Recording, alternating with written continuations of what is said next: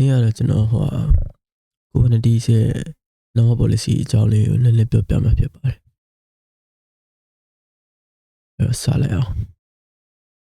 Kubernetes normal policy မသွားခင်မှာကျွန်တော် Kubernetes ရဲ့ဒီ networking လေးကိုတော့overview အနေနဲ့ပေါ့နော်အထဲမှာ cluster အတွင်းမှာဆိုလို့ရှိရင် port တွေအချင်းချင်းnetworking ကဘယ်လိုရှိလဲဆိုတာမျိုးလေးပေါ့နော်။အဲဆိုစလိုက်မယ်ဆိုလို့ရှိရင်ကျွန်တော်တို့မှာ Kubernetes cluster တစ်ခုရှိရပဲထားပါတော့ဒီမှာဆိုလို့ရှိရင်ကျွန်တော်တို့ Kubernetes cluster မှာဆိုလို့ရှိရင် node က3 node ရှိရဒီမှာ node 01ရှိမယ် node 02ရှိမယ် node 03ရှိမယ်ပေါ့နော်အဲ့တော့သက်ဆိုင်ရာ node တွေမှာလည်းသူ့ရဲ့သက်ဆိုင်ရာ IP address တွေရှိရပေါ့နော်ဒီ node 01မှာဆိုလဲ 192.168.10.10 and node 02မှာဆိုလို့ရှိရင် 192.168.10.11 စသဖြင့်ရှိရပေါ့နော်ဆိုတော့ကျွန်တော်တို့ကဒီ Kubernetes ရဲ့ node တွေပေါ်မှာကျွန်တော်ရဲ့ application workload တွေဖြစ်တဲ့ဒီ deployment port တွေပေါ့နော်ဒီကောင်တွေကို run လိုက်မယ်ဆိုလို့ရှိရင်Kubernetes ရဲ့ဒီ cluster အတွင်းမှာလည်းပေါ့နော်သူတို့က network ဒီ port တွေအတွက်လည်းသက်ဆိုင်ရာသူတို့ရဲ့ IP address လေးတွေ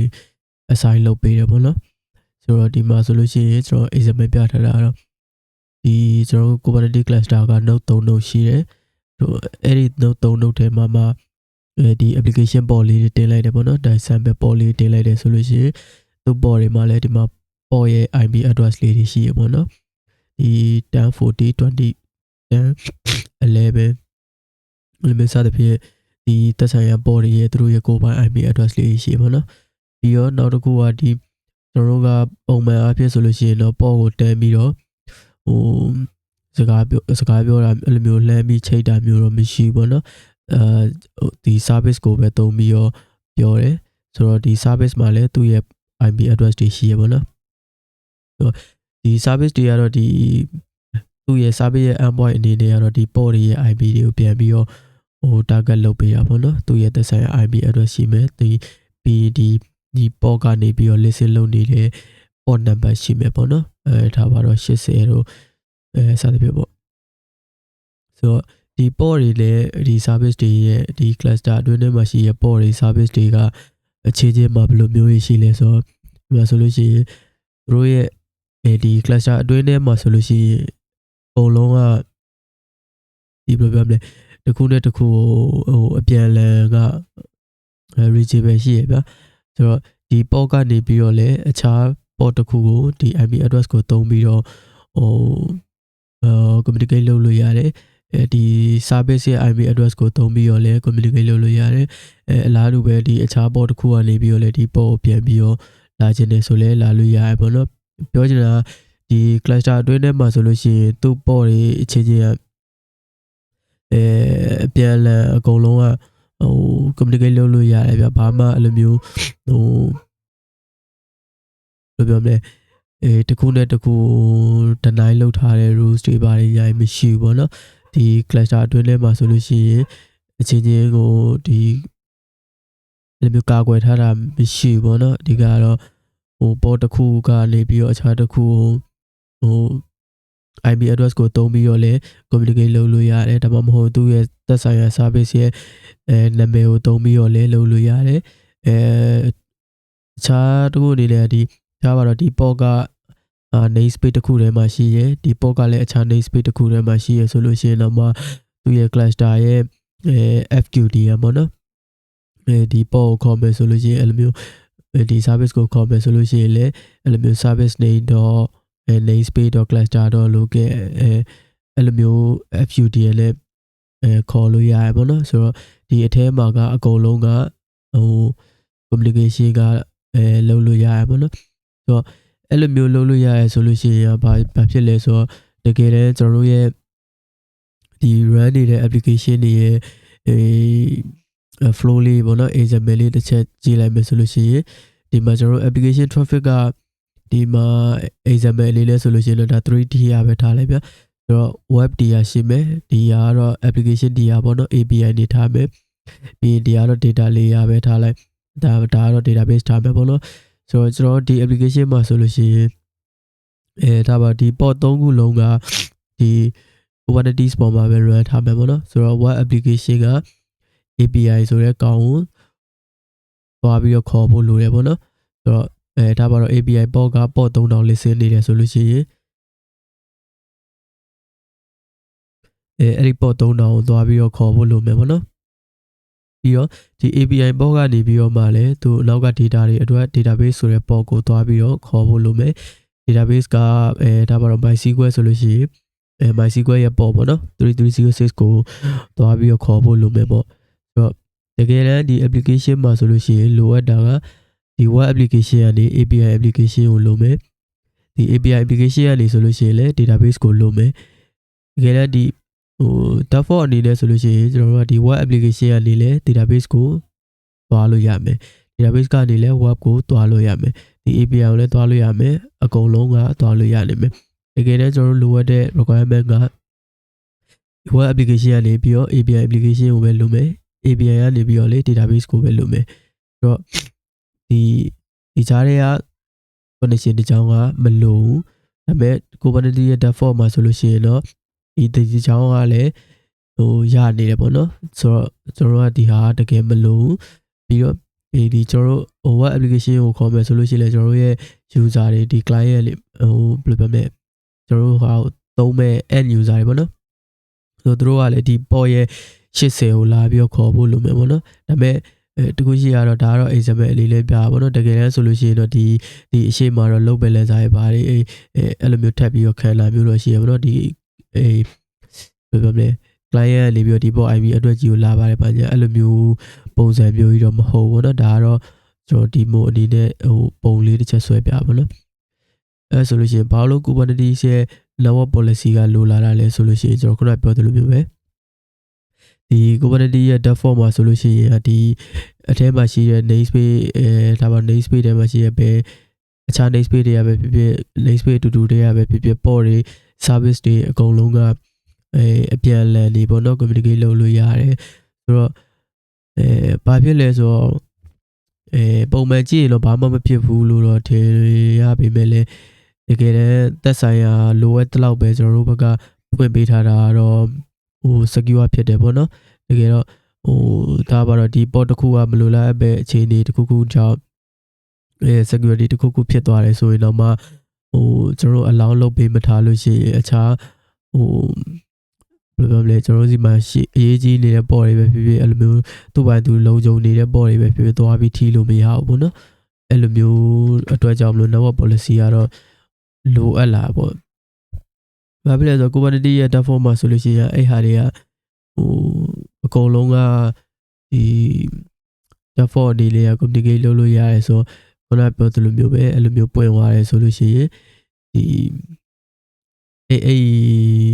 အချက်တစ်ခုတော့ရှိရပေါ့နော်မကောင်းတာပဲပြောမလား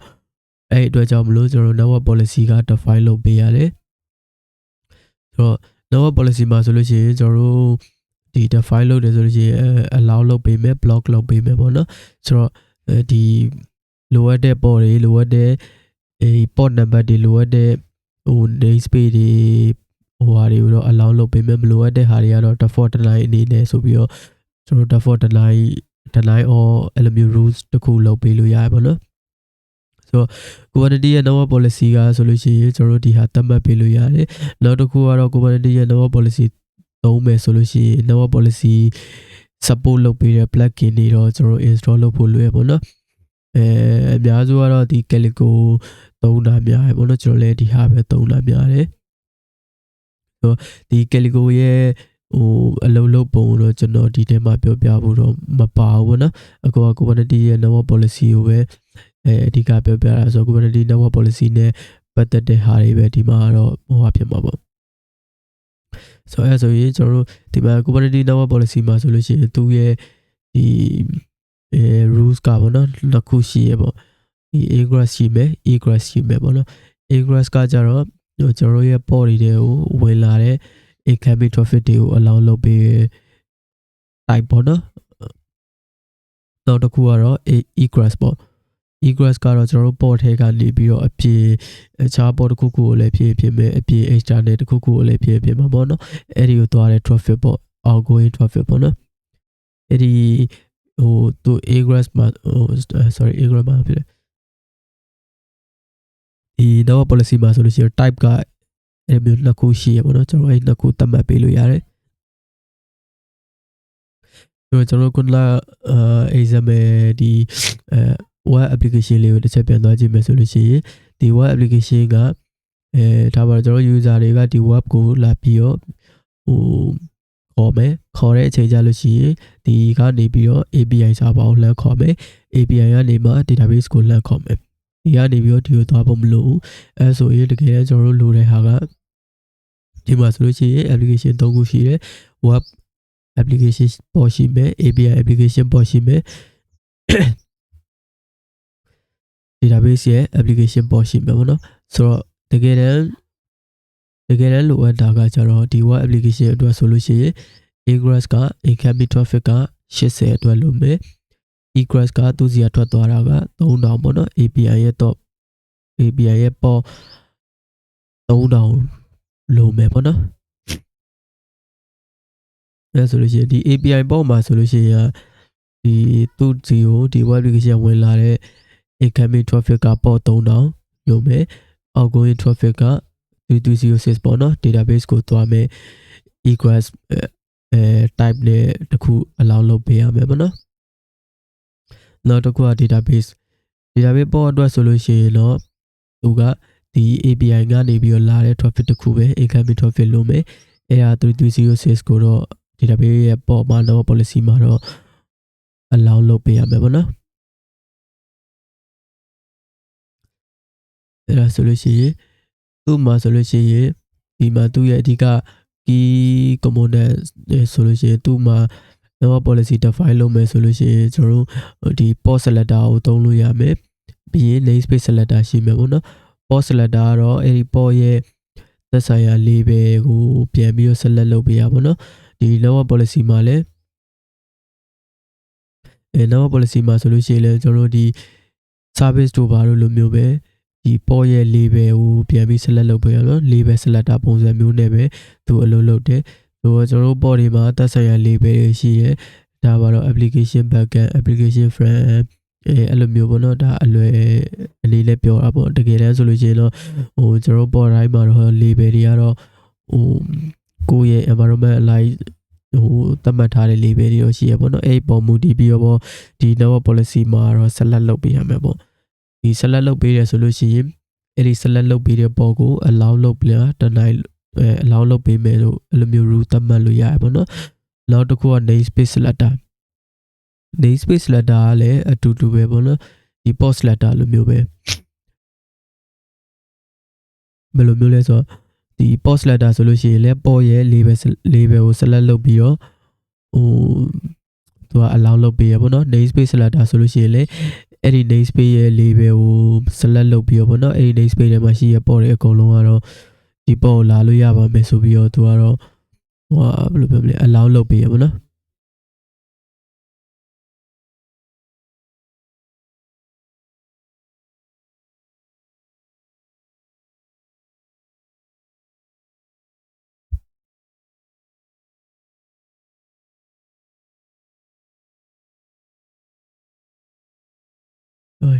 ဒီကနေတစ်ချက်ပြန်သွားလိုက်မယ်ကျွန်တော်ခုန line ကြပြီးတော့ဒီပုံတွေကထည့်ထားတယ်ဒါပေမဲ့မပေါ်ပါဘူးမပေါ်ဘဲနဲ့ဒီစာကြီးပဲပေါ်နေအောင်နော်အဲဆိုလို့ရှိရင်ဒီမှာဆိုကျွန်တော်ဒီကျွန်တော်အဲ့ဒီ file နဲ့ကနေပြီးတော့ဗျာကျွန်တော် screenshot လေးတွေယူပြီးတော့ဒီထဲမှာထည့်ထားတာရှိရပါတော့ဒါပေမဲ့ဒီ slide share ကကျွန်တော် internet က line ကြပြီးတော့ဒီပုံတွေကပေါ်မလာဘူးဒီစာတွေပဲပေါ်နေအဲ့ဒါနဲ့ခဏရက်ပြီးတော့ကျွန်တော်ပြန်ကြည့်မှရပါပါနော်အဲ့ဆိုပြန်စားလိုက်မလို့ခုနဒီ namespace selector ကကျွန်တော်ခုနပြောသလိုမျိုးပဲဒီ namespace name က front end ဆိုပြီးတော့ label ပါတဲ့ namespace ပေါ့နော်အဲ့ဒီ namespace တွေကပေါ်တယ်အကုန်လုံးကဒီဒါပါတော့ API ဆိုတဲ့ပေါ်ကို allow လုပ်ပေးမယ်ပေါ့နော်ဒီအတိုင်းဒီမှာတော့ဒါတော့policy ရဲ့type ပေါ့နော် ingress က egress ကဆိုပြီးတော့ပေါ့နော်ဆိုတော့ဒီမှာဆိုရင်ကျွန်တော်တို့ဒီ network policy ရဲ့rules လောက်ထားတဲ့ဟာလေးကိုတစ်ချက်သွားကြည့်မယ်ပေါ့နော်ဆိုတော့ဒီမှာဆိုလို့ရှိရင်ဒီ policy type ကတော့ ingress ကို allow လုပ်ပေးမယ်ဒီကတော့ from ကတော့ဒီ post letter အနေနဲ့ select လုပ်ထားရပါတော့ဒီ application backend ဆိုပြီးတော့ဒီ label ပါတဲ့ port ပေါ့နော်ဒါဆိုရင် backend application ရဲ့ port လေးဖြစ်မယ်အဲ့ဒီ port from အဲ့ဒီ port ကနေဆိုလို့ရှိရင်ဒီ port number 3306ကို allow လုပ်ပါမယ်ဆိုပြီးတော့ဒီ database port မှာ နောက် policy define လုပ်ပေးထားပါနော်ဆိုတော့ဒီ policy ကဘယ်လိုမျိုးလုပ်မလဲဆိုတော့ဒီ policy ကဘယ်လိုမျိုးလုပ်မလဲဆိုလို့ရှိရင်ကျွန်တော်တို့ဒီ database ရဲ့ database port ရဲ့ port number 3306ကိုဒီ application backend port ကနေပြီးတော့လာတဲ့ incoming traffic ကို allow လုပ်ပေးပါမယ်ဆိုပြီးတော့ဒီသတ်မှတ်ပေးလိုက်တာပေါ့နော်အဲ့ဒါဆိုလို့ရှိရင်ဒါက application backend port ဒီကောင်က database port ဆိုတော့ဒီ application backend ကနေပြီးတော့3306ကိုတွားခေါ်တဲ့အခါကျလို့ရှိရင်ဒီ incoming traffic ကို allow လုပ်ပေးပြီးသားဖြစ်သွားပြီပေါ့နော်နောက်တစ်ခုကတော့ဒီ namespace ဆက်လက်တာပေါ့နော်ဒီမှာဆိုလို့ရှိရင်လည်း policy type က ingress ပဲဆိုတော့ဒီ incoming traffic ပဲပေါ့နော် incoming traffic ကိုဘယ်ကနေပြီးတော့ allow လုပ်မလဲဆိုတော့from ကဒီ namespace ဆက်လက်တာပေါ့နော်environment က protection ဆိုပြီးတော့label ပါတဲ့ namespace ပေါ့နော်အဲ့ဒီ namespace ကနေပြီးအဲ့ဒီ namespace ထဲမှာရှိတဲ့ port တွေကနေပြီးတော့မှဒီ 3306ကိုလာပြီးတော့ connect လို့ရပါမယ်ဆိုပြီးတော့ allow rule လုပ်ပေးထားပါတော့ဆိုတော့ဒီ policy ကဘယ်လိုမျိုးလုပ်လဲဆိုတော့ဒီ database ဆိုတဲ့ port လေးမှာ define လုပ်ထားတယ်အဲ့ဒီ port ရဲ့3306 incoming traffic ကိုဒီ EMB protection ဆိုပြီးတော့ပါတဲ့ namespace ထဲမှာရှိတဲ့ဒီ port လေးတွေပေါ့နော်ဒီ application backend port တွေဖြစ်မယ်အခြား port တွေဖြစ်မယ်ပေါ့နော်အဲ့ဒီ port တွေကနေပြီးတော့မှallow လုပ်ပေးပါမယ်ဆိုပြီးတော့ဒီ နောက် policy ကတော့ define ထားတာပေါ့နော်ဒီနောက်တစ်ခုကတော့ကျွန်တော်ခုနလိုမျိုးဒီ namespace selector နဲ့ select လုပ်လိုက်လို့ရှိရင်ဒီ namespace ထဲမှာရှိတဲ့ port တွေအကုန်လုံးကဒီ traffic က allow လုပ်ပေးပြီးပါဗျာဆိုတော့ဒီ protection ဆိုပြီးတော့ namespace ထဲမှာရှိတာကကျွန်တော်တို့ API port တွေကြီးပဲလေဖြစ်ချင်မှဖြစ်မယ်ဗျာအခြားမလိုအပ်တဲ့ port တွေလည်းပါလာလိမ့်မယ်ဆိုတော့အဲ့ဒီမလိုအပ်တဲ့ port တွေကလာပြီးတော့ connect မလုပ်ချင်ဘူးဆိုလို့ရှိရင်ကျွန်တော်တို့ကဒီလိုမျိုး rule တစ်ခုတက်ပြီးသတ်မှတ်လို့ရတယ်ပေါ့နော်ဒီမှာဆိုလို့ရှိရင် policy type ကဘာဖြစ်မလဲဆိုတော့ဒီ ingress ပေါ့နော် ingress ဆို incoming traffic ကို allow လုပ်ပေးမယ်ဒီ from ကတော့ဒီ namespace selector ထဲမှာ environment က protection ဖြစ်မယ်ဒါပေမဲ့အဲ့ဒီ namespace ထဲမှာ port selector နဲ့ထပ်ပြီးတော့ select လုပ်ပေးလိုက်တယ် application backend ဖြစ်တဲ့ port တွေကပဲရမယ်ဆိုပြီးတော့အဲ့ဆိုဘယ်လိုမျိုးဖြစ်သွားမလဲဆိုတော့ဒီ environment က protection ဖြစ်ရမယ်ဒါပေမဲ့အဲ့ဒီ protection namespace ထဲမှာရှိတဲ့ဒီ application backend ဆိုပြီးတော့ label ပါတဲ့ port တွေကပဲဒီ port number 3306ကို allow လုပ်ပေးပါမယ်ဆိုရင် rule ပေါ့နော်ဆိုတော့ခုနလိုမျိုး namespace selector နဲ့ select လုပ်လိုက်မယ်ဆိုလို့ရှိရင်ဒီထဲမှာရှိတဲ့ application တွေကဒီကိုအကုန်လုံးရမယ်ဒီလိုမျိုး namespace ရော port ကို select လုပ်ပေးမယ်ဆိုလို့ရှိရင်ကြတော့ဒီ database ဆိုတဲ့ port ကိုဒီ protection namespace ထဲမှာရှိရဲဒါပေမဲ့ application backend ဆိုပြီးတော့label ပါတဲ့ port တွေကနေပြီးတော့ပဲသူ့ကို connect လုပ်လို့ရမယ်ဒီခြားပါတော့အခြား label တွေဖြစ်တဲ့ example application testing blah blah အဲ့လိုမျိုးအခြား label တွေနဲ့ပေါ့နော်ဒီ label မဟုတ်တဲ့ label တွေနဲ့ရှိတဲ့ port တွေကတော့ဒီ database ရဲ့3306ကိုတွားပြီးတော့ connect လုပ်လို့ရမှာမဟုတ်ဘူးပေါ့နော်ဘာလို့လဲဆိုတော့ကျွန်တော်နောက် policy define လုပ်ပြီးဆိုလို့ရှိရင်ပထမဆုံးကကျွန်တော်က deny all rule ကိုထည့်လိုက်တယ်နော်အဲဆိုလို့ရှိရင်အကုန်လုံးက deny လုပ်ပြီးသားဗျာဆိုတော့ကျွန်တော်ဖွင့်ပေးတဲ့ port တွေကပဲallow လုပ်မှာပေါ့နော်ကျန်တဲ့ဟာတွေကတော့ deny လုပ်ပေးအောင်ပါပေါ့အဲဆိုကျွန်တော်ခုနဒီမှာပြလိုက်တဲ့ဟာနဲ့ဒီလိုမျိုးဒီဟာကခုနပြောသလိုမျိုး namespace ထဲမှာရှိတဲ့ port ကို select တယ်ဒီဟာက port selector နဲ့ namespace selector နှစ်ခုလုံးကိုသုံးတယ်ဒီနှစ်ခုကမတူတကယ်တည်းကတူတယ်လို့ထင်ရပေမဲ့ဒီဟာဆိုလို့ရှိရင်ဒီ namespace ထဲမှာရှိတဲ့ဒီ application backend ဆိုပြီးတော့ပါတဲ့ port ကို select လုပ်တာဒီတစ်ခုကကြတော့ port selector အနေနဲ့ application backend ဆိုပြီးတော့ပါတဲ့ port တွေအားလုံးကို select လုပ်တယ်ပြီးရင် EMB protection ဆိုပြီးတော့ namespace ကြီးတစ်ခုလုံးကို select လုပ်တယ်မတူဒီဟာကတော့ port တစ်ခုကိုပဲport တစ်ခုဆိုတာဒါပေါ့နော်ဒီ application backend ဆိုပြီးတော့ label ပါတဲ့ port တွေရဲ့ဒီ namespace ထဲမှာရှိတဲ့ application backend ဆိုပြီးတော့ label ပါတဲ့ port တွေကို select လုပ်တာဒီဟာကတော့ application backend ဆိုပြီးတော့ label ပါတဲ့ port တွေရဲ့အပြင်ဒီ EMB protection ဆိုပြီးတော့ namespace ကြီးတစ်ခုလုံးကိုပါ select လုပ်ပြီးတော့ဒီဟာတော့ allow လုပ်ပေးလိုက်တာပေါ့နော်ဆိုတော့နောက်တစ်ခုအနေနဲ့ကကျွန်တော် from ကိုခုနလိုမျိုးဒီ namespace selector port selector အနေနဲ့ select လို့ရတယ်ဆိုပေမဲ့တခါလေကြာရင်ကျွန်တော်တို့ကဒီ application ဒါပါ application တော့ဒီ database port ကိုအပြင်ဒီ backup ပဲဖြစ်ဖြစ်ကျွန်တော်တို့ရဲ့ SAS ကပဲဖြစ်SAT ကဖြစ်ဖြစ် backup server ပဲဖြစ်ဖြစ်ပေါ့နော် access လိုချင်တယ်ဆိုလို့ရှိရင်ဒါ cluster ရဲ့အပြင်ဘက်မှာဖြစ်သွားပြီ cluster အတွင်းထဲမှာဆိုလို့ရှိရင်တော့ခုနလိုမျိုးnamespace selector တွေ port selector တွေနဲ့ဒီလိုမျိုးတွေ select လုပ်ပြီးတော့ allow လုပ်ပေးလို့ရတယ်ဒီ cluster အပြင်ဘက်ကဟာဆိုလို့ရှိရင်တော့သူ့ရဲ့ IP address ကိုယူပြီးတော့မှ IP block အနေနဲ့ allow လုပ်ပေးရမယ်ပေါ့နော်ပုံမှန်အားဖြင့်တော့ကျွန်တော်ဒီ database ကိုတော့ Kubernetes cluster ထဲမှာမသုံးခဲ့ဘူးပေါ့နော်ဒါကတော့ example အနေနဲ့ဒီ cluster အပြင်ဘက်ကနေပြီးတော့မှဒီ cluster အတွင်းထဲက resource ကို allow လုပ်ဖို့လိုအပ်တယ်ဆိုလို့ရှိရင်ဒီလိုမျိုး allow လုပ်လို့ရတယ်ဆိုတဲ့ဟာလေးကိုတစ်ချက်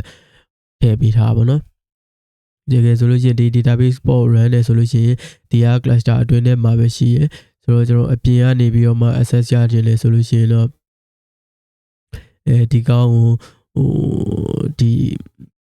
အပြင်ကသူ့ရဲ့ server ရဲ့ IP address ပေါ့နော်သူ site တာ192.168.10.20တို့ပါလို့အဲ့လိုမျိုး IP block အနေနဲ့ပေါ့နော်ဒီ ingress rule ကို allow လုပ်ပေးမယ်ပေါ့နော်ဘယ်လိုလဲဆိုလို့ရှိရင်ဒီ database ရဲ့ 306 ရဲ့ port number ကိုပေါ့နော်အဲ့ဆိုလို့ရှိရင်ဒီသူ့မှာ deny လုပ်လို့ရတဲ့ rule တွေ allow rules တွေကတော့ဒါတွေပဲပေါ့နော်ဒီ select label တွေ selector တွေကလည်းဒီ namespace selector ရှိမယ် port selector ရှိမယ်ပြီးရင်ကျွန်တော်ခုနပြောတဲ့ဒီ IP block ကိုallow လုပ်ပေးလို့ရမယ်ပေါ့နော်ဆိုတော့ဆက်စချင်း define လုပ်မယ်ဆိုလို့ရှိရင်တော့deny all rule ကိုပုံမှန်အဖြစ်တော့သတ်မှတ်လိုက်တယ်ပေါ့နော်အဲ့ဆိုလို့ရှိရင်ဒီ cluster အတွင်းထဲကရှိတဲ့ port တွေအကုန်လုံးကအချင်းချင်းကို deny ပြီးသွားပြီပေါ့နော်အဲ့ဒါပြီးမှကျွန်တော်တို့လိုအပ်ချက်အတိုင်းဒီ namespace selector တွေ port selector တွေသုံးပြီးတော့မှလိုအပ်တဲ့ port တွေလိုအပ်တဲ့ဒီဘယ်လိုပြောမလဲ port number တွေကို allow လုပ်ပေးမယ်ပြီးရင်ဒီ external ကလိုအပ်တဲ့ IP address တွေကိုလည်းဒီ IP block ဆိုတဲ့ဟာကိုသုံးပြီးတော့ allow လုပ်ပေးလို့ရမယ်ပေါ့နော်အဲ့တော့ကျွန်တော် hands on အနေနဲ့ကတော့ကျွန်တော်ကတော့ဒီမှာ mini cube ကိုသုံးတယ် network plugin ကတော့network policy အလုပ်လုပ်တဲ့ plugin တစ်ခုကိုထည့်ပြီးတော့သုံးထားရပါတော့အဲ့မှာဆိုလို့ရှိရင်တော့ example အနေနဲ့ကျွန်တော် test လုပ်မဲ့ port နှစ်ခုရှိမယ်ပေါ့နော် namespace နှစ်ခုရှိမယ်အဲ့နှစ်ခုတည်းကနေမှ network policy တွေ allow လုပ်ပြီးတော့တစ်ချက်စမ်းကြည့်မယ်လေ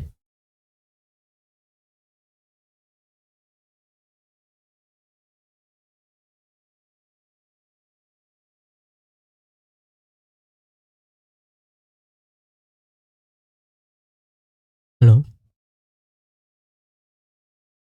Okay ဒီမှာဆိုရင်ကျွန်တော် mini cube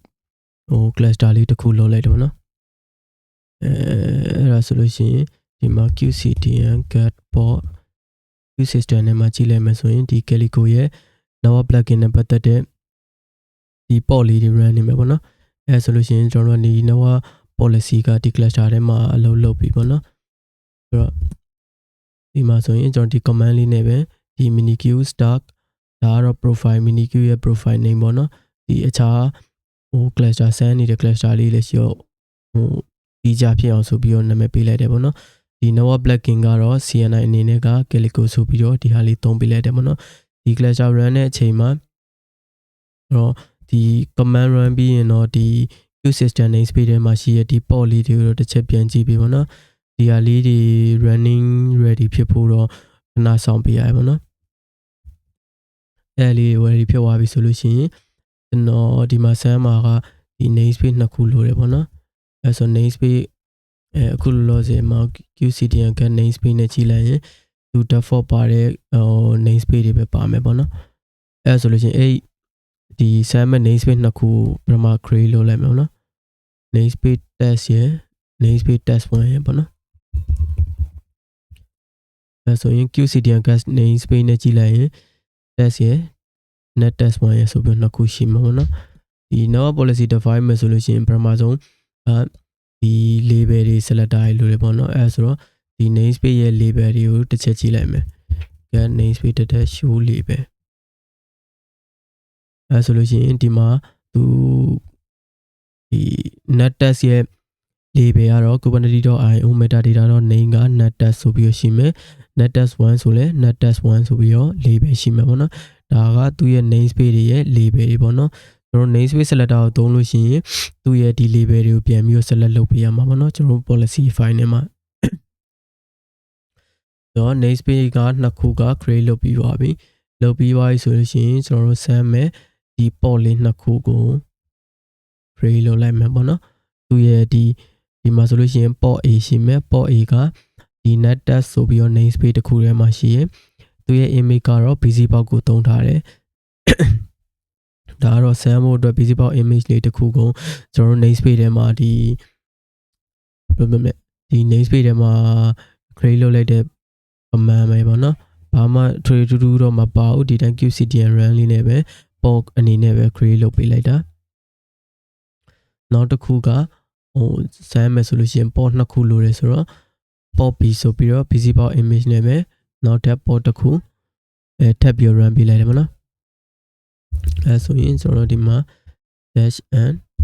net test ဆိုပြီးတော့ကြည့်လို့ရတယ်အဲဆိုရင်ဒီမှာကျွန်တော်ရဲ့ port လေးကတစ်လုံးကတော့ running ဖြစ်နေပြီတစ်လုံးကတော့ creating မရှိသေးတယ်အဲဆို -w ဆိုပြီးတော့ကျွန်တော်က watch လုပ်ကြည့်လိုက်မယ်အဲဆိုခဏလေးစောင့်လိုက်ရင်တော့ဒီကောင်က container creating ကနေပြီးတော့ running ဖြစ်သွားရင် port နှစ်ခုလုံး running ဖြစ်သွားပြီဆိုလို့ရှိရင်ကျွန်တော်စပြီးတော့စမ်းကြည့်လို့ရပြီပေါ့နော်ဒီ container creating state လေးကတော့ခဏစောင့်ပေးဖို့လိုမယ်ထင်တယ်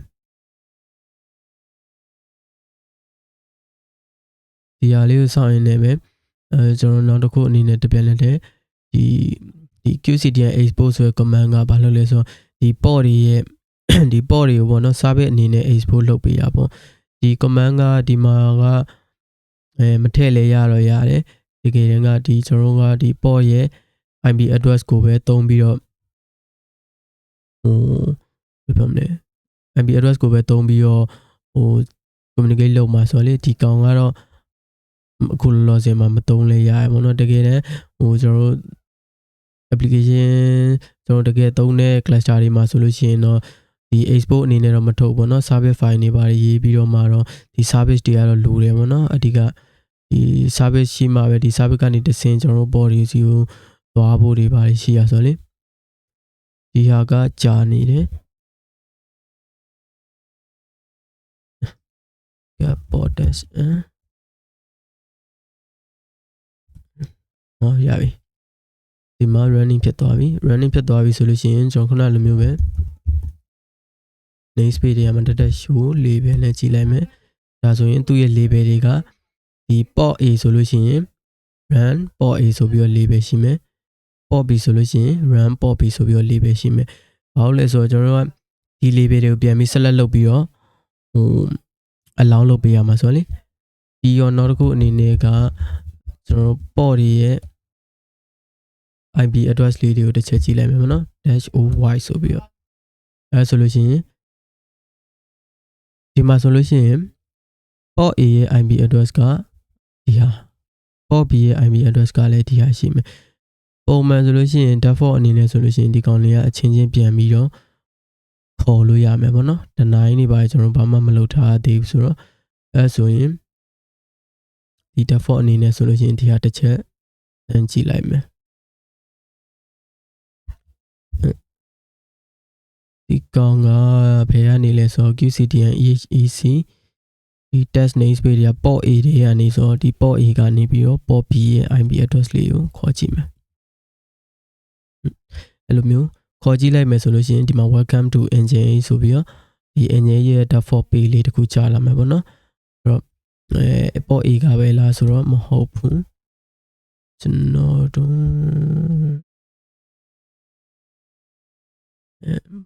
ပေါ့ B ကနေပြီးတော့လေရောက်ပါဒီမှာပေါ့ A ရဲ့ IP address ကိုတစ်ချက်ပေါ်ကြည့်မယ်ဒီမှာကဟိုမရှိလို့ဘယ်လိုကဆိုရဲ command ဒီပေါ့ B မှာ run လို့မရပါတော့တော့ပုံမှန်ဆိုရင်တော့ဒီဟာခေါ်လို့ရတယ်အဲဆိုတော့ကျွန်တော်ခဏတော့ငါဒီဟာဒီကောင်ပဲပြန်ခေါ်ကြည့်လိုက်ရပြီနော်အဲဆိုလို့ရှိရင်ဒီ test net test ဆိုပြီးတော့ namespace ထဲမှာရှိရဲပေါ်လေးနှစ်ခုကလည်း run နေပြီသူတို့ကလည်းဟို default အနေနဲ့ဆိုလို့ရှိရင်ခေါ်လို့ရပြီအဲဆိုရင်ကျွန်တော်တို့ပထမဆုံးအနေနဲ့ဘာလုပ်မလဲဆိုလို့ now policy define မယ်ဆိုလို့ရှိရင်ဒီ deny all ပေါ့နော် deny အကုန်လုံးကို deny လုပ်မယ်ဒီ now policy တခုဟိုလုပ်ပေးမယ်ပေါ့နော်အဲဆိုလို့ရှိရင်ဘယ်မှာလဲဆိုလို့ရှိရင်ဒီကောင်းတစ်ချက်ကြည့်လိုက်ရင်ဒီ API version ကတော့ဒီ networking.key.io v1 ဒီ kind ကသူအမျိုးအစားပါလဲဆိုရင်ဒီ network policy ပေါ့နော်ဒီ Kubernetes မှာဆိုလို့ရှိရင်ကျွန်တော်တို့ဒီ pod တို့ deployment တို့ replica set တို့အဲ့လိုမျိုးပဲသူကလည်း network policy ဆိုပြီးတော့ define လုပ်တယ်ဒီ metadata မှာတော့เนาะသူရဲ့ name ကတော့ deny all ဆိုပြီးတော့ပဲကျွန်တော်ဒီ network policy name ကိုပေးထားရပါတော့အခုလောလောဆယ်ဒီမှာကြည့်လိုက်မယ်ဆိုလို့ရှိရင် qcdn gap napu dash and dash namespace ဆိုလို့ရှိရင်ဒီမှာ network policy define ထားတာမရှိဘူးအဲ့တော့ဒီ namespace က net test ဆိုပြီးတော့ namespace ထဲမှာရှိရသူကဒီမှာ spec ကဒီ port selector ကတဲ့ match label ဒီ ram port b ဆိုပြီးတော့ label နဲ့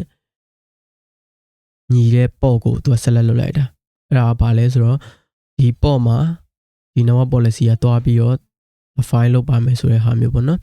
သူရဲ့ policy type ကတော့ ingress ပေါ့နော်ဒီမှာဘာမှမထည့်ထားဘူးဆိုတော့သူက deny အနေနဲ့အကုန်လုံးကို deny လုပ်ပေးမယ်ဆိုတော့ဒီကောင်လေးကို save လိုက်မယ် save ပြီး qcdn apply -f deny all ဒီကောင် apply လုပ်လိုက်မယ်အဲဆိုရင်ကျွန်တော် network policy ကိုပြန်ပြီးတော့ save ကြည့်မယ်ဆိုလို့ရှိရင်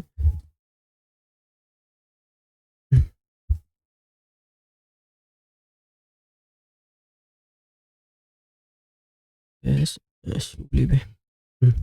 ဒီမှာဆိုရင်ပြန်ကြည့်လိုက်မယ်ဆိုလို့ရှိရင်ဒီ network policy က deny all rule ကိုသတ်မှတ်ထားတယ်ဒီမှာ port selector အနေနဲ့ဆိုလို့ရှိရင် run port b ဆိုပြီးတော့ label ရှိရဲ့ port ကို select ထားတယ်အဲဆိုတော့ဒီ rule ကဘယ်မှာသွားပြီးတော့ affect ဖြစ်မလဲဆိုတော့ဒီ run port b ဆိုပြီးတော့ label ပါတယ်ဒီ port b လေးမှာသွားပြီးတော့ဒီ rule ကသတ်မှတ်လိုက်တာပေါ့နော်ဒီရော ingress အနေနဲ့ incoming traffic တွေကိုဘာမှမထည့်ထားဘူးဆိုတော့ deny လုပ်မယ်ပေါ့နော်အဲဆိုတော့ဒီခုနတော့ကဒီ port A ကနေပြီးတော့ port B ကိုခေါ်လို့ရတယ်ဒီ deny all rule ထည့်လိုက်တဲ့အချိန်မှာခေါ်လို့ရမလားဆိုတော့တစ်ချက်ပို့လိုက်ဒီမှာဒီ deny rule ထည့်ပြီးတဲ့အချိန်မှာဆိုလို့ရှိရင်ဒီ port A ကနေပြီးတော့ဒီ port B ရဲ့ဒီ IP address လေးကိုလှမ်းပြီးတော့ခေါ်တဲ့အချိန်မှာဒီမှာ port B ဘက်ကနေပြီးတော့ဘာမှပြန်ပြီးတော့လာတာမရှိတော့ဘူးเนาะဒီမှာ ham လိုမျိုးကြီးဖြစ်သွားပြီဆိုတော့ကျွန်တော် control C နှိပ်လိုက်မယ်နောက်တစ်ခါပြန်ခေါ်ကြည့်မယ်မလာဘူးပေါ့နော်ခဏတော့လိုမျိုးဆိုလို့ရှိရင်ခေါ်လိုက်တယ်ဆိုလို့ရှိရင်ခဏစက္ကန့်လောက်2စက္ကန့်လောက်ပဲဖြစ်ပြီပေါ့နော်အဲ့လောက်လေးချင်းသူပြန်လာပြီပေါ့နော်အခုကတော့သူ deny လုပ်သွားပြီအဲဆိုကျွန်တော် network policy က deny rules ကတော့အလုပ်လုပ်သွားပြီအဲဆိုတော့ဒီနောက်တစ်ခုအနေနဲ့ကဒီ port A ကနေပြီးတော့ကျွန်တော်တို့ allow လုပ်ပါမယ်ဆိုပြီးတော့ rule အမှတ်မယ်ပေါ့နော်အဲဆိုရင်ကျွန်တော်တို့ဒီမှာ qcdn gap port ဒါလေးရတယ်ဒီမှာသူရဲ့ IP address တွေကြည့်လိုက်မယ်ပြီးရင် qcdn describe port -m netted port A ပေါ့နော်ဒီ port A လေး port A မဟုတ် port B ကိုတစ်ချက်ကြည့်လိုက်မယ် port B ကို describe လုပ်ကြည့်လိုက်ရင်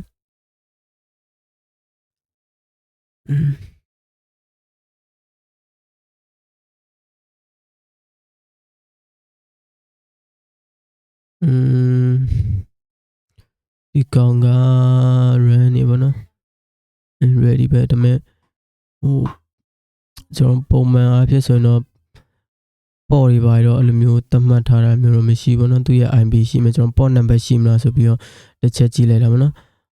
default အနေနဲ့ကတော့ဒီကောင် NJ ဆိုလို့ရှိရင်ဒီ80ကတော့ကျွန်တော်တို့ allow လုပ်ပေးဖို့လိုမယ်ပေါ့နော်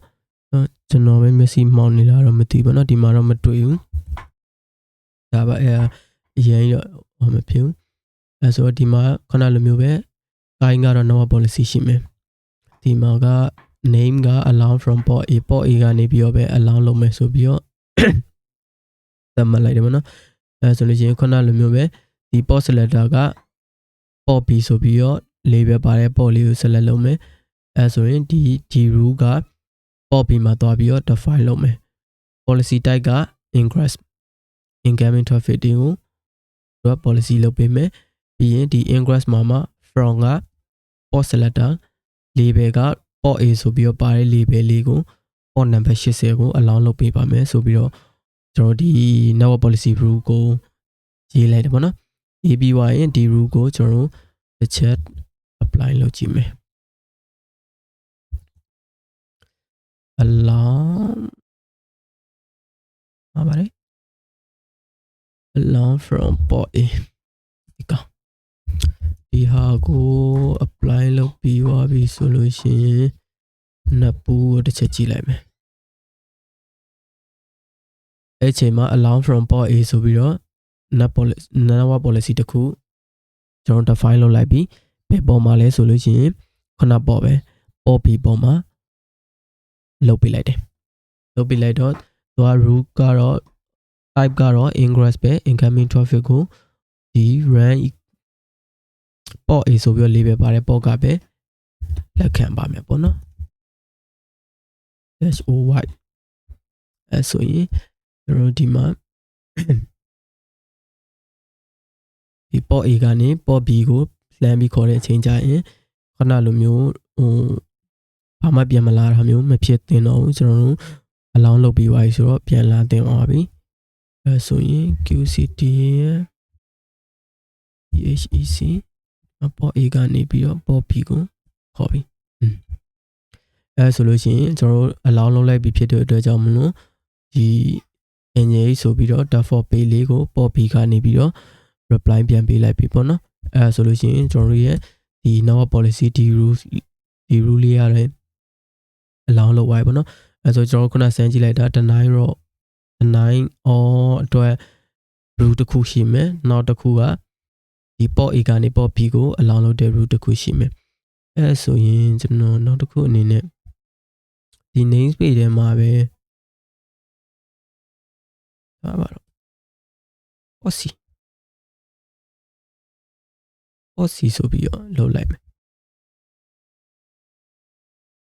ဟုတ်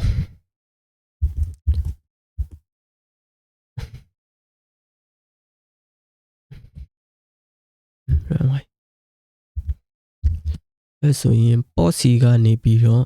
port B ကိုခေါ်လို့ရှိရင်ဒါက deny ရမယ်နော်ဒီဟာက port A ခေါ်တာ allow လုပ်ပေးတယ်ဒီဟာက port C ခေါ်မှာ okay port C ကနေခေါ်လိုက်တဲ့အချိန်ကြာလို့ရှိရင်ဒီ network policy ကသူ့ကို allow မလုပ်ထားတဲ့အတွက်ကြောင့်မလို့ဒီကောင်ကိုဘာမှပြန်မလာပေးဘူးဒါပေမဲ့ port A ခေါ်တဲ့အခါကျရင်တော့ဒီ NH ရဲ့ default page လေးကိုပြန်လာပေးရပါတော့အဲဆိုရင်အလုပ်လုပ်ပြီအဲဆိုရင်ကျွန်တော်တို့နောက်တစ်ခုအနေနဲ့ကnamespace selector လေးတစ်ခုကိုစမ်းကြည့်မယ်ပေါ့နော်အဲဆိုရင် namespace ကဒီမှာကြည့်လိုက်ရင် QCTN get namespace dash show လေးပဲအဲဆိုရင်ဒီမှာ net test 1ဆိုပြီးတော့ namespace လေးတစ်ခုရှိရပါတော့အဲ့ဒါဆိုရင်ဒီ namespace မှာလည်းခဏလိုမျိုးပဲport A ရဲ့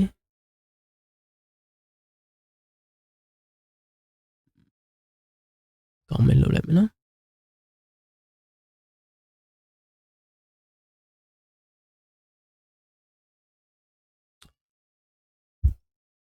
port B ရဲ့ပေါ့နော်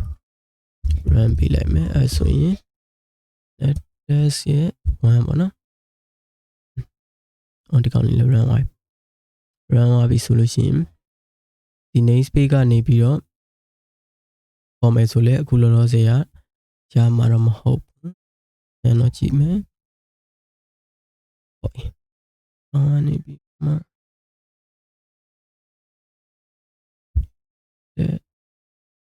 namespace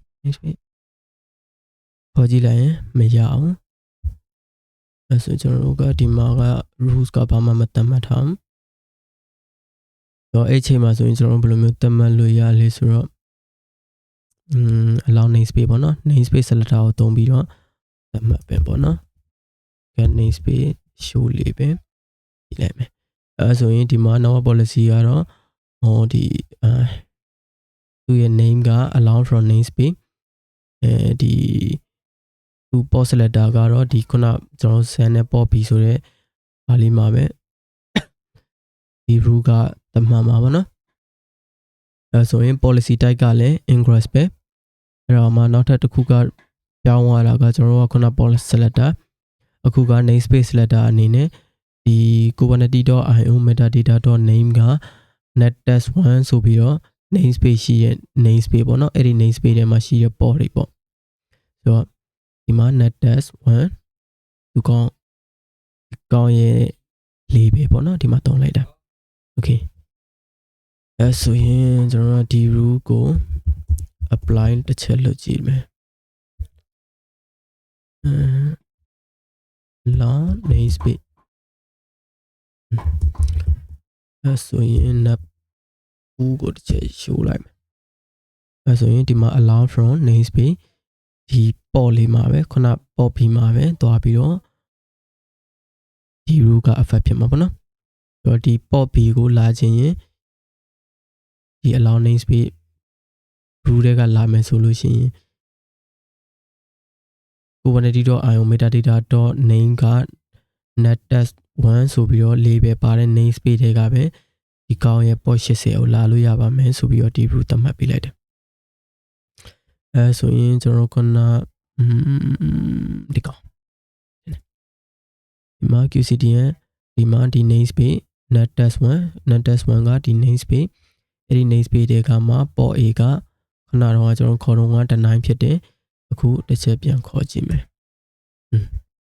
ဒီမှာဆိုလို့ရှိရင်ဒီကောင်က response ပြန်သွားပြီ welcome to nja ဆိုပြီးတော့အဲဆိုလို့ရှိရင်သူကဒီ network policy ကလည်းဒီ namespace ထဲမှာရှိရဲ့ port တွေကအလုပ်လုပ်ပြီးဆိုတဲ့ပုံစံမျိုးပေါ့နော်အဲဆိုလို့ရှိရင်ဒီ namespace ထဲမှာရှိရဲ့ port တွေအကုန်လုံးကအလုပ်လုပ်တယ်အဲဆိုရင်ကျွန်တော်ဒီ namespace ထဲမှာတစ်ချက်ကြည့်လိုက်မယ် get port dash n အဲဆိုဒီ port နှစ်ခုရှိရဗျာဒါပေမဲ့ကျွန်တော် port နှစ်ခုလုံးကို allow မလုပ်ချင်ဘူးဒီ namespace ထဲမှာဒီ port A တစ်ခုကိုပဲ allow လုပ်မယ်နားလေးကျွန်တော်ဒီမှာကနောက် port တစ်လုံးထပ် run ကြည့်လိုက်မယ် port C ပေါ့နော်ဒါလည်းဒီ basic box email နဲ့ပဲเนาะဒီထဲမှာတော့ဒါလေးတွေနဲ့ပဲတုံးလိုက်မယ်စီအဲဆိုရင်ဒီမှာတစ်ချက်ကြည့်လိုက်ရင် container creating ဒါလေးတော့ခဏဆောင်းလိုက်မယ်เนาะ ready ဖြစ်အောင် ready ဖြစ်သွားပြီအဲဆိုရင်ဘာလို့လဲဆိုတော့ကျွန်တော်ခုနဒီခုနဟို namespace ထဲမှာတော့ port B ကဒီ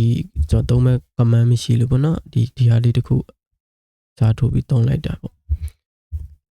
UCDN gap port ဒီဘက်မှာပေါ့နော်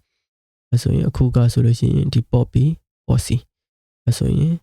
ဒီ namespace တွေမှာရှိတဲ့ port တွေအကုန်လုံးအလုပ်လုပ်မယ်ဆိုတော့မဟုတ်တယ်မဟုတ်ဒီကဒါက port A ကခေါ်တယ်ဒီ namespace test ထဲမှာရှိတဲ့ test 1ထဲမှာရှိတဲ့ကောင်ကဘယ်ဟာကိုသွားလဲဆိုတော့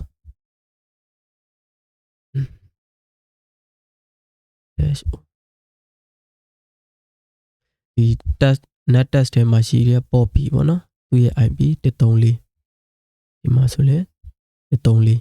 ဒီ IP ကိုအခြား namespace တွေကနေပြီးလှမ်းခေါ်တာပေါ့နော်ဘာလို့လဲဆိုတော့ကျွန်တော်တို့ကဒီမှာ allow namespace တွေမှာဒီ label ပါတဲ့ namespace တွေရဲ့အကောင့်တွေကို allow လုပ်ပါမယ်ဆိုပြီးတော့နောက် policy define ထားလို့ပေါ့နော် အဲ့ဆိုရင်ဒါကဒီ namespace ထဲမှာရှိတဲ့ port A ကခေါ်တယ်နောက်တစ်ခါအနေနဲ့ဒီ namespace ထဲမှာပဲရှိတဲ့ port C ကပါထပ်ခေါ်ကြည့်မယ် port C ကထပ်ခေါ်လဲအလုပ်လုပ်တယ်ဆိုတော့ကျွန်တော်တို့ကအဲ့ဒီ namespace တွေကနေပြီးတော့မှ port A တစ်ခုကပဲအလုပ်လုပ်စေချင်တယ် port C ကိုအလုပ်မလုပ်စေချင်ဘူးအဲ့ဆိုလို့ရှိရင်ကျွန်တော်တို့ဘာလုပ်လို့ရမလဲဆိုခုန namespace selector နဲ့သတ်မှတ်ထားတဲ့နပ်ဘူးကိုတော့တစ်ချက်ပြန်ပြီးတော့ထည့်လိုက်မယ် delete နပ်ဘူး allow for namespace ဟုတ်တယ်ဒီမှာဖြတ်လိုက်ရင် allow from port ရှိမယ်အဲ့ဒါမျိုးဆိုလို့ရှိရင်ဒီ namespace ကိုဖြတ်လိုက်ပြီးဆိုရင်ဘော namespace တော့ဖြစ်တယ်ဒီ namespace selector နဲ့ define ထားတဲ့ normal policy ကိုဖြတ်လိုက်ရင်ဒီဟာတွေကဒါမှမဟုတ်တော့နော်မရတော့လာတူပဲအဲ့ namespace ထဲမှာရှိရဲ့ port A လည်းမရတော့အဲ့ဆိုကျွန်တော်တို့ကဒီ namespace ထဲမှာရှိတဲ့ port တွေအကုန်လုံးကိုတော့ allow မလုပ်ချင်ဘူးဒါပေမဲ့အဲ့ namespace ထဲမှာရှိရဲ့ port A လေးတစ်ခုကိုတော့ allow လုပ်ချင်တယ်ဆိုလို့ရှိရင်ဒီမှာပေါ့နော်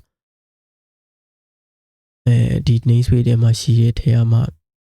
allow from another namespace တွေကမှာပေါ့နော်ဒီ policy effect ဖြစ်မှာကတော့ဒီ port B မှာပဲအဖြစ်ဖြစ်မယ်ပေါ့နော်ပြီးတော့ selector ကဒီ kubernetes.io ရဲ့ဒီ metadata.name ကဒီလေးပဲပါမယ်ပေါ့နော်အဲ့ဆိုရင်ဒီမှာ namespace ကိုတစ်ချက်ကြည့်လိုက်မယ်အဲ့ဆိုဒီ nettest1 ကဒီလေးပဲနဲ့အဲ့ဆိုဒီ nettest1 ဆိုတဲ့ namespace ကိုသူ select လုပ်လိုက်တယ်ဒါပေမဲ့အဲ့ namespace တွေကမှ port selector အနေနဲ့က run က port A ဆိုပြီးတော့ပါတဲ့ port ပေါ့နော်အဲ့ဆိုဒီ nettest-1 ပေါ့နော်အဲ့1နဲ့ကမှဆိုလေကြည့်လိုက်မှာ port A မှာပဲ run ဆိုပြီးတော့ port A ဆိုပြီးတော့လေးပဲပါတယ်အဲ့ဆိုကျွန်တော်ကဒီ network policy rule ကို apply လုပ်လိုက်ပြီဆိုလို့ရှိရင်ဘာဖြစ်မလဲဆိုဒီ namespace ထဲမှာရှိတဲ့ဒီ port A ကပဲခုန nettest ထဲမှာရှိတဲ့ port B ကိုလှမ်းပြီးတော့ connect လုပ်လို့ရမယ်ပေါ့နော်ဒီအခြား port တွေဖြစ်တဲ့ port B port C တွေကတော့ဒီနိုင်ပဲဖြစ်နေဦးမှာပေါ့နော်အဲ့ဆိုရင်ဒီကောင်းကိုတစ်ချက် apply လုပ်ကြည့်လိုက်မယ် F အနေနဲ့ကလာ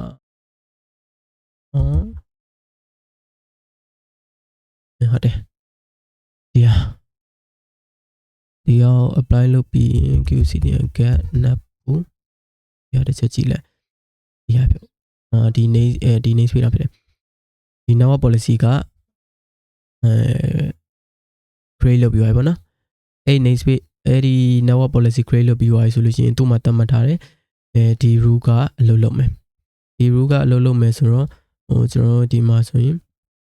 port A က allow လုပ်လိုက်ပြီ allow လုပ်လိုက်ပြီဆိုတော့ဒီ traffic ကိုသူကရတင်ပြီးခေါ်လို့ရပြီအဲဆိုရင်ဒီမှာ welcome to engine ဆိုပြီးတော့ဒီ engine ရဲ့ default page လေးပြန်လာပြီဒါပေမဲ့အခြား port တစ်ခုဖြစ်တဲ့ port C ဒီ namespace ထဲမှာပဲရှိရင်ဒါပေမဲ့ port A မဟုတ်ဘူး port C ဒါပေမဲ့အဲ့ဒါဆိုလို့ရှိရင်အဲ့ဒီကောင်ကတော့ရမှာမဟုတ်ဘူးဟုတ်တယ်နော်အဲဆိုကျွန်တော်တို့ဒီကောင်ကို allow မလုပ်ပေးထားတဲ့အတွက်ကြောင့်မလို့သူကတော့မရဘူး namespace တစ်ခုထဲမှာတော့ရှိရင်ဒါပေမဲ့ကျွန်တော်တို့ allow လုပ်တဲ့ port ကပဲရတယ် allow မလုပ်ထားတဲ့ port ကမရဘူးဆိုတာမျိုးတော့ဖြစ်သွားပြီအဲဆိုရင်ကျွန်တော်တို့ဒီနေ့လုပ်ခဲ့ရတဲ့အဲ့ဒီ network policy မှာဆိုလို့ရှိရင်ကျွန်တော်တို့တကယ်လဲလက်တွေ့မှာလဲသုံးနေရပေါ့နော်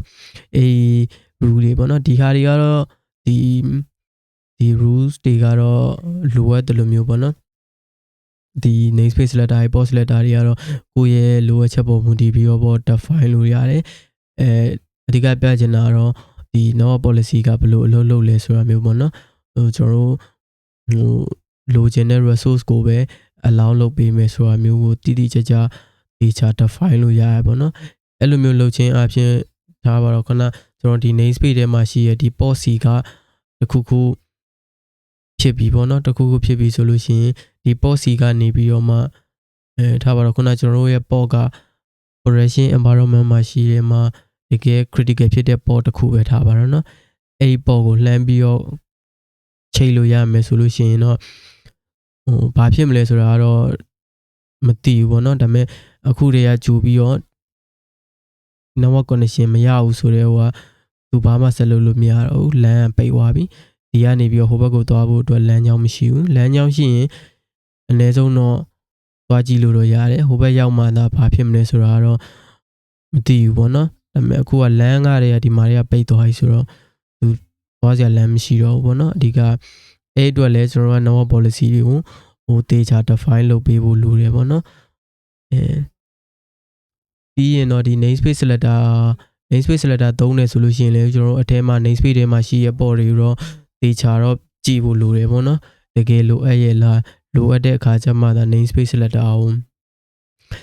namespace လိုက်ကြီး select လုပ်ပြီးတော့သုံးပေါ့နော်မလိုအပ်ဘူးဆိုလို့ရှိရင်တော့လိုအပ်တဲ့လောက်ပဲသုံးတာတော့အကောင်းဆုံးပေါ့နော်